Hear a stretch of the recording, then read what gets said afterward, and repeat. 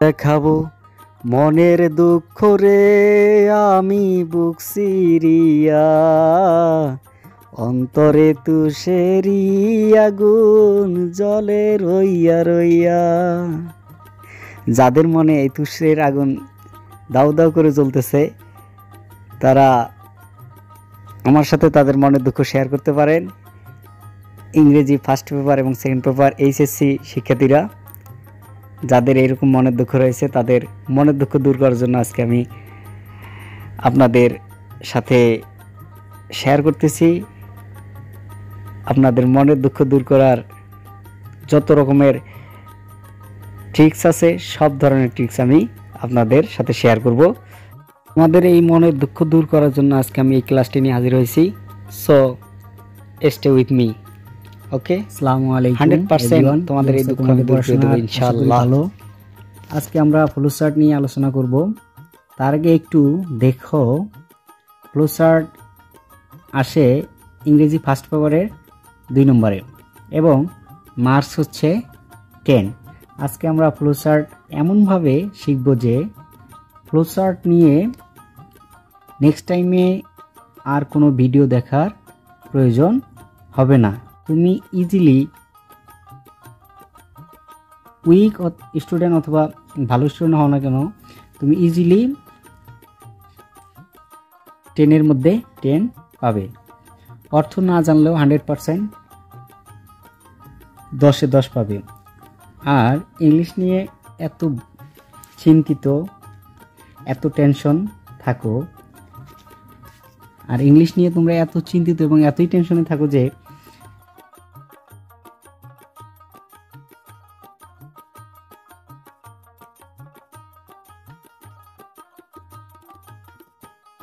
কখন কি করবা, কিভাবে পড়বা, এটা তোমরা নিজেই ভেবে পাও না। সো আর নয় টেনশনকে দূর করার জন্য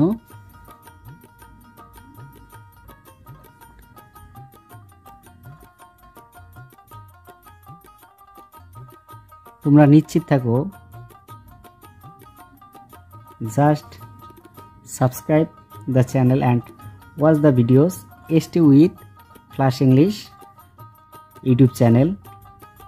100% যদি তোমরা এই চ্যানেলের সাথে থাকো এবং ভিডিওগুলো দেখো, 100% you will be free from tense. তোমরা চিন্তামুক্ত হবেই ইনশাল্লাহ। চলো এখন আমরা আর সময় নষ্ট না করে আমাদের আজকের মেইন টপিকসে ফিরে যাই। তুমি যদি এইচএসসি ফার্স্ট ইয়ার অথবা এইচএসসি পরীক্ষার্থী হও তাহলে আজকের ক্লাসটি today's topic how to right flowchart, কিভাবে একটি ফ্লোচার্ট লেখা হয় ফর এইচএসসি এক্সাম। দেখো, ফ্লোচার্ট লেখার অনেকগুলো নিয়ম আছে। পরীক্ষাতে একটা প্যাসেজ দেওয়া থাকে, এই প্যাসেজ থেকে আমাদের ফ্লোচার্ট লিখতে হয়। ফ্লোচার্টে নমুনা ফ্লোচার্ট একটা করে দেওয়া থাকে, এখানে মার্ক থাকে 10 মার্ক। তো ফ্লোচার্ট নিয়ে আমরা বিস্তারিত এখন আলোচনা করব। দেখি আমরা ফ্লোচার্ট সহজেই অর্থ ছাড়া করতে পারি কি না। দেখো, ফ্লোচার্ট মানে হচ্ছে প্রবাহ চিত্র, ধারাবাহিকভাবে বোঝাবে। ফ্লোচার্ট মানে হচ্ছে কি প্রবাহ চিত্র, এটা দ্বারা কি বোঝাবে, ধারাবাহিকতা বোঝাবে। একটার পর একটা বোঝাইতেই থাকবে, এটাকে বলে ফ্লোচার্ট। ফ্লোচার্ট করতে গেলে আমাদের যে বিষয়টি মনে রাখতে হবে, points must be followed for flowchart. যে পয়েন্টগুলো আমাদের ফ্লোচার্ট করার সময় অবশ্যই লাগবে, সেই পয়েন্টগুলো আমরা এখন দেখব। এগুলো মনোযোগ সহকারে দেখতে হবে, এগুলোতে কখনোই ভুল করা যাবে না। নাম্বার 1, সাধারণত ফুল সেন্টেন্স লেখা যাবে না। একটি ফ্লোচার্টের মধ্যে হচ্ছে কখনো ফ্লোচার্ট লিখতে গেলে কখনোই একটি পুরো বাক্য লেখা যাবে না। এগুলো হচ্ছে পয়েন্ট, এগুলো সবসময় মনে রাখতে হবে। পয়েন্ট অথবা ফ্রেজ লিখতে হবে। তাহলে কি করতে হবে, সাধারণত কোনো সেন্টেন্স সরাসরি লেখা যাবে না, ফুল সেন্টেন্স এবং পয়েন্ট বা ফ্রেজের মাধ্যমে লিখতে হবে। তারপর দেখো নাম্বার 2, প্রপার নাউন ছাড়া ক্যাপিটাল লেটার ব্যবহার হবে না। ফ্লোচার্ট লেখার সময় কি করতে হবে, প্রপার নাউন, নির্দিষ্ট কোনো ব্যক্তি বস্তুর নাম ছাড়া কখনোই ক্যাপিটাল লেটার ইউজ করা যাবে না, প্রপার নাউন ছাড়া। তারপর নাম্বার 3 দেখো, সাবজেক্ট লেখা যাবে না। এখানে কি লেখা যাবে না, সাবজেক্ট লেখা যাবে না। নাম্বার 4 দেখো, ফুল স্টপ ব্যবহার হবে না। এখানে কখনোই ফুল স্টপ ব্যবহার করা যাবে না। ফুল স্টপ মানে কি, ফুল স্টপ মানে হচ্ছে থামা। ফুল স্টপ মানে কি, ফুল স্টপ মানে হচ্ছে থামা। আর ফ্লোচার্ট হচ্ছে প্রবাহ চিত্র, মানে চলতেই থাকবে, ধারাবাহিকতা। তো ফুল স্টপ দিলে তো ধারাবাহিকতা থাকবে না, তাই কখনোই ফুল স্টপ ব্যবহার করা যাবে না। নাম্বার 5 প্রশ্ন যেভাবে দিবে ঠিক সেইভাবে উত্তর করতে হবে, ভিন্নভাবে উত্তর করা যাবে না। এখানে নমুনা প্রশ্ন উত্তর একটা দেওয়া থাকবে, এই উত্তরটা যেভাবে দেওয়া থাকবে ঠিক ওইভাবেই উত্তর করতে হবে। এখন কিভাবে দেওয়া থাকবে, কিভাবে উত্তর করতে হবে, সেটা নিয়ে পরের স্টেপে আমি তোমাদের সাথে আলোচনা করতেছি। তাহলে কি করতে হবে, এই পয়েন্টসগুলো কি করতে হবে, তোমাদের একদম মাথায় রেখে দিতে হবে, টানা মুখস্থ, টোটাল মেমোরাইজ। তোমাদের কি করতে হবে, টিএম, টানা মুখস্থ রাখতে হবে, মনে রাখতে হবে, তাহলে সমস্যা হবে না। এই পয়েন্টগুলো মাত্র 5 ভাবে ফ্লোচার্ট এর উত্তর করা যায়, মাত্র 5 ভাবে ফ্লোচার্টের উত্তর করা যায়। আর এই ফ্লোচার্টের নমুনা উত্তরটাও 5 ভাবেই দেওয়া থাকে, যে কোনো এক ভাগে দেওয়া থাকবে, যেভাবে দেওয়া থাকবে ঠিক ওইভাবেই আর 5টি ফ্লোচার্ট পূরণ করতে হবে। যেভাবে দেওয়া থাকবে ঠিক একইভাবে সেম রূপে 5টি ফ্লোচার্ট পূরণ করতে হবে। 5টি ভাবে কি দেওয়া থাকে, ফ্লোচার্টের নমুনা উত্তরটা দেওয়া থাকে। এই যেভাবে দেওয়া থাকবে ঠিক ওইভাবে পূরণ করা যাবে। যদি একভাবে দেওয়া থাকে তুমি আরেকভাবে পূরণ করলে হবে না। সো আমরা দেখে নেই কিভাবে দেওয়া থাকতে পারে আর কিভাবে আমরা ফ্লোচার্ট পূরণ করব। নাম্বার 1 দেখো, ইনফিনিটিভ ফ্রেজ। ইনফিনিটিভ হচ্ছে 2 + V1। ইনফিনিটিভ মানে হচ্ছে 2 + V1। তো আমরা নমুনা প্রশ্নে যদি 2 + V1 + আদার্স দিয়ে উত্তরটা করা থাকে, তাহলে আমাদের যে আর 5টি ফ্লোচার্ট দেওয়া থাকবে ওই 2 + V1 আদার্স দিয়েই পূরণ করতে হবে 5টি ফ্লোচার্ট। তার নেক্সট দেখো নাম্বার 2তে প্রেজেন্ট পার্টিসিপল। প্রেজেন্ট পার্টিসিপলটা কি জিনিস, প্রেজেন্ট পার্টিসিপল হচ্ছে V1 মানে ভার্বের বেস ফর্মের সাথে আইএনজি থাকবে, আদার্স থাকবে। তাহলে ভার্বের বেস ফর্মের সাথে আইএনজি, পার্টিসিপল হচ্ছে ভার্বের বেস ফর্মের সাথে আইএনজি, মানে আইএনজি যুক্ত শব্দ দিয়ে শুরু হবে। দেখো এখানে দেখো প্লেইং ক্রিকেট, এই যে ভার্বের সাথে আইএনজি, এই যে আদার্স, ঠিক এইভাবেই পূরণ করতে হবে। নেক্সটে দেখো প্রিপোজিশন প্লাস জিরান্ড। প্রথমে একটা প্রিপোজিশন দেওয়া থাকবে, পরে হচ্ছে আইএনজি যুক্ত একটা শব্দ থাকবে, এটার নাম হচ্ছে প্রিপোজিশন প্লাস জিরান্ড। দেখো এটা পূরণ করতে হবে, প্রিপোজিশন প্রথমে থাকবে V1 এর সাথে আইএনজি প্লাস আদার্স, যেমন বাই প্লেইং ক্রিকেট। প্রিপোজিশন প্রথমে দেওয়া থাকবে, পরে হচ্ছে ভার্বের সাথে আইএনজি, পরে হচ্ছে আদার্স শব্দ দেওয়া থাকবে। দেখো নাম্বার 4 দেখো, এটা দেওয়া থাকবে হচ্ছে V1 এর সাথে এস অথবা ইএস দেওয়া থাকতে পারে, V1ও দেওয়া থাকতে পারে। তাহলে কি করতে হবে, আদার্স দিতে হবে, যেমন প্লে ক্রিকেট। তারপর দেখো V2 V3, যদি V2 V3 থাকে আদার্স, যেমন প্লেড ক্রিকেট।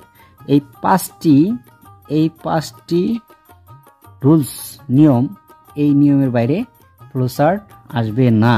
ঠিক যদি ইনফিনিটিভ দিয়ে তোমাদের নমুনা উত্তরটা করা থাকে, ঠিক তোমাকে ইনফিনিটিভ দিয়েই উত্তরটা করতে হবে, তুমি আইএনজি যুক্ত দিয়ে উত্তর করতে পারবে না। যদি আইএনজি যুক্ত দিয়ে থাকে, এই যে প্রেজেন্ট পার্টিসিপল দিয়ে নমুনা উত্তর করা থাকে, তাহলে তোমাকে এটা দিয়েই করতে হবে। তুমি 2 + V1 দিয়ে করতে পারবে না, অথবা বাই দিয়ে দেওয়া থাকলে এটা দিয়ে করতে পারবে না। ঠিক যেটা দিয়ে দেওয়া থাকবে, যেভাবে নমুনা উত্তরটা করা থাকবে, ঠিক একইভাবে তোমাকে নমুনা উত্তরটা করতে হবে। নমুনা উত্তরটা যেভাবে দেওয়া থাকবে ঠিক একইভাবে উত্তরটা করতে হবে। তো এইভাবে আমরা ফ্লোচার্ট করতে পারবো।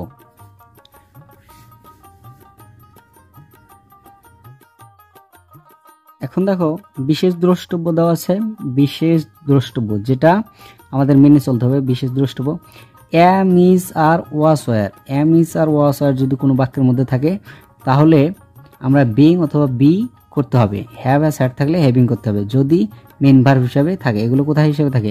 মেন ভার্ব হিসেবে থাকে। দেখো বি কোথায় করতে হবে? যখন আমরা ইনফিনিটিভ করব তখন এম ইজ ওয়াজ ওয়ারকে কী করতে হবে? বি করে দিতে হবে। আর যদি পার্টিসিপল করতে হয় তাহলে এম ইজ ওয়াজ ওয়ার থাকলে বিং করে দিতে হবে, হ্যাভ অ্যাজ হ্যাড থাকলে হ্যাভিং করে দিতে হবে। চলো এখন আমরা রিয়েল প্র্যাকটিস একটা করে নেই। চাপা দিয়ে সব হয় না। 100% তোমরা অর্থ যদি না জানো, অর্থ না জেনেও তোমরা ফলো চার্ট 100% 10-এ 10 পাবা ইনশাল্লাহ। তোমরা ভিডিওটি স্কিপ না করে সুন্দরভাবে দেখো।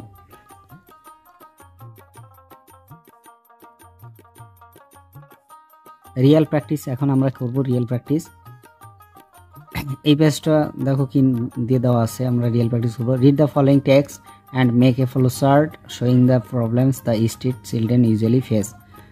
Number 1 has been done for you. প্রথমটা আমাদের জন্য কি করে দেওয়া আছে, পরেরগুলো আমাদের পড়তে হবে। দেখে নাও, living of a street child, living of a street child. তো এইভাবে করে দেওয়া থাকবে। দেখো পার্টিসিপল দিয়ে করে দেওয়া আছে। কি দিয়ে করে দেওয়া আছে? পার্টিসিপল দিয়ে করে দেওয়া আছে। তারপর হচ্ছে 5টা শূন্যস্থান দেওয়া আছে গ্যাপের মধ্যে বক্স দিয়ে। অবশ্যই পরীক্ষার সময় বক্স দিতে হবে। No box no marks, box ছাড়া কখনোই মার্ক পাবে না। আমাদের প্যাসেজটা প্রথমে কি করতে হবে? দেখতে হবে। দেখার পরে যে এই যে প্রথমে যেটা নমুনা উত্তর আমাদের করে দেওয়া আছে, এই নমুনা উত্তরটা কোথা থেকে করে দেওয়া আছে? পেজ থেকে বের করতে হবে। পেজ থেকে বের করে যদি দেখো যে নমুনা উত্তর প্রথম লাইনে বা দ্বিতীয় লাইন থেকে দেওয়া আছে, ঠিক ওখান থেকে, যেমন এখানে দেওয়া আছে প্রথম লাইন থেকে। কোথায় থেকে? প্রথম লাইন থেকে নমুনা উত্তরটা করে দেওয়া আছে। তাহলে আমরা পরের যে লাইন থেকে করে দেওয়া আছে তার পরের লাইন থেকে 5টা বাক্য আমরা বেছে বের করব। 5টা কয়টা বাক্য? 5টা বাক্য, মেন ভার্ব সহ 5টা বাক্য আমরা বেছে বের করব। বের করার পরে ওই 5টা বাক্যকেই আমরা সুন্দর করে ফলো চার্ট করব। তো ধরো 5টা বাক্য যদি আমরা বেশি বের করি,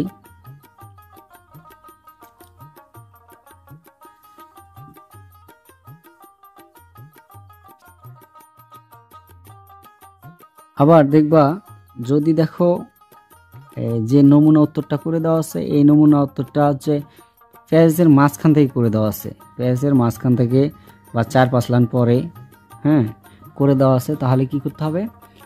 আমাদের ফ্লো চার্ট মানে হচ্ছে ধারাবাহিকতা, প্রবাহ চিত্র। আমাদের প্রবাহ চিত্রটা ঠিক রাখতে হবে।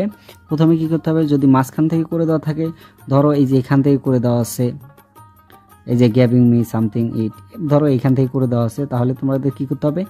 এর নিচ থেকে 5টা বাক্য খুঁজে বের করতে হবে। তুমি উপর থেকে খুঁজবা না, তাহলে তোমার কি হবে?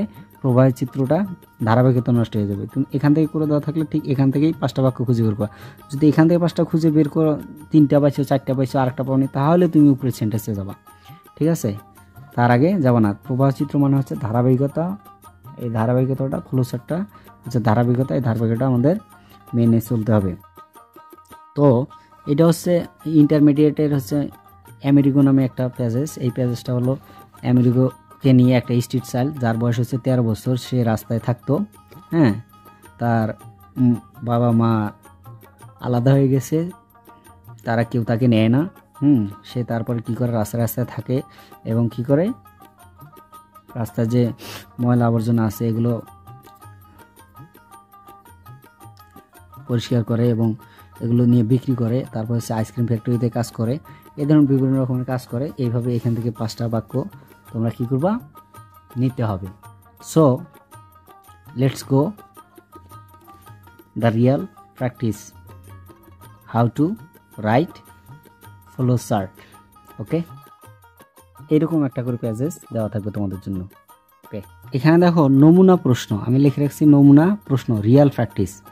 নমুনা প্রশ্নের রিয়েল প্র্যাকটিস, যেভাবে রিয়েল প্র্যাকটিস আসবে এগুলোই আসবে, অর্থ ছাড়াই তুমি করতে পারো। দেখো লেখা আছে read the following text and make A flow chart showing the problems the street children usually face, যেটা একটু আগে দেখালাম আমেরিকার প্যাজেসটা, এইরকম প্যাজেস থেকেই আসবে, যে কোনো প্যাজেস আসতে পারে, কোনো সমস্যা নাই। তোমরা without meaning you can do it fulfil, okay, no tension, just watching this video and stay with us flash English YouTube channel.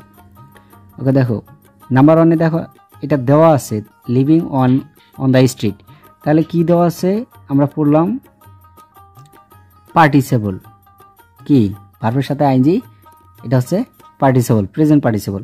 তাহলে প্রেজেন্ট পার্টিসিপল দিয়ে যেহেতু নমুনা উত্তরটা করে দেওয়া আছে, আমাদের প্রেজেন্ট পার্টিসিপল করেই সব ফ্লোচার্ট করতে হবে। দেখো করলাম হচ্ছে কালেক্টিং ট্রাশ, এটা বই পেজে দেওয়া আছে, খুঁজে পাবা, দেখবা কালেক্টিং ট্রাশ। তারপর দেখো working in an ice cream factory, তাহলে সবগুলোতে আমরা প্রেজেন্ট পার্টিসিপল করতেছি। Feeling always hungry, feeling always hungry, working in factories.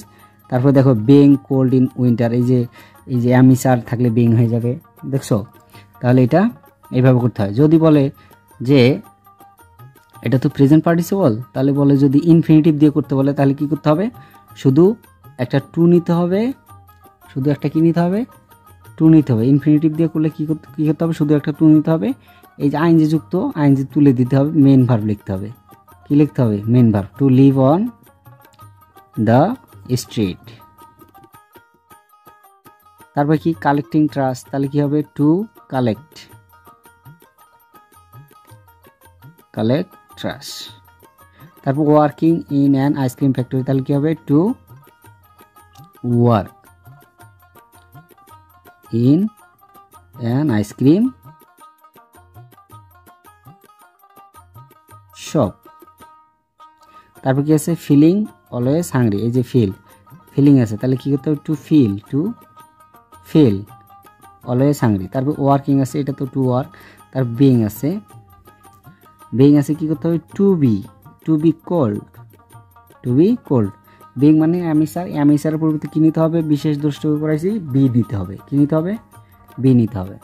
এইভাবে করতে হবে। আবার যদি বলে যে প্রিপোজিশন দিয়ে করো, প্রিপোজিশন দিয়ে করতে কি করতে হবে, শুধু যদি নমুনাতে দেওয়া থাকে, ধরো বাই লিভিং, এটা যদি নমুনাতে দেওয়া থাকে by living on the earth, তাহলে কি করবা, শুধু আইএনজি যুক্ত, বাইয়ের পরে কি করতে হবে, ING, by collecting, by working, by feeling, by working, by being, ঠিক আছে। এইভাবেই শুধু করতে পারবা, কোনো টেনশন নাই। এখন কথা হলো তোমাদের কি করতে হবে, বক্স করে দিতে হবে। কি করে দিতে হবে, বক্স করে দিতে হবে। বক্সটা কিভাবে করবেন, লেখা থাকে প্রথমে 1 নম্বরে নাকি, 1 নম্বর হচ্ছে কি লিভিং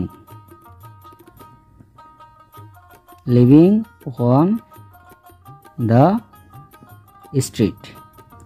এই দেখো লিভিং অন দ্য স্ট্রিট, এটা কি করলা, বক্স করে দিলা, এটা কি করে দিলা, বক্স করে দিলা। তারপরে হচ্ছে একটু অ্যারো চিহ্ন দিবে, অ্যারো চিহ্ন দিয়ে কি, আর যেটা করছো টু কালেক্ট ট্রাশ, তো এটাও কি করে দিবা, বক্স করে দিবা। তো এইভাবে যদি লাইন না আটে, তারপর কি করবা, এই শেষেরটার থেকে নিচের দিকে নিয়ে আসবা, শেষের থেকে নিচের দিকে নিয়ে আসবা, নিচের দিকে নিয়ে আসবা, নিয়ে এসে লাগবা হচ্ছে two work in a ice cream factory. তো এটা হচ্ছে এভাবে করে দিবা। তারপর হলে আবার এখান থেকে নিচের দিকে নিয়ে আসবা, আর এইদিকে আনার দরকার নেই। এটা প্রবাহ চিত্র। আর কোনো ধরনের বাক্যে কোনো ফুল স্টপ ব্যবহার করা যাবে না, কোনো সাবজেক্ট ব্যবহার করা যাবে না, এগুলো তো বলেই দেওয়া আছে। সো এই ক্লাসটি যদি তোমরা মনোযোগ দিয়ে করো, তাহলে ইনশাল্লাহ তোমাদের আর যে কোনো ফ্লোচার্ট, যে কোনো ধরনের ফ্লোচার্ট, যে কোনো প্যাজেজ থেকে ফ্লোচার্ট তোমরা লিখতে পারবা, যদি তোমরা ওই প্যাজেজটার অর্থ নাও জানো। না অর্থ না জেনেও 10-এ 10 হওয়া সম্ভব, যদি তুমি একটু মনোযোগ সহকারে পড়ো। ওকে।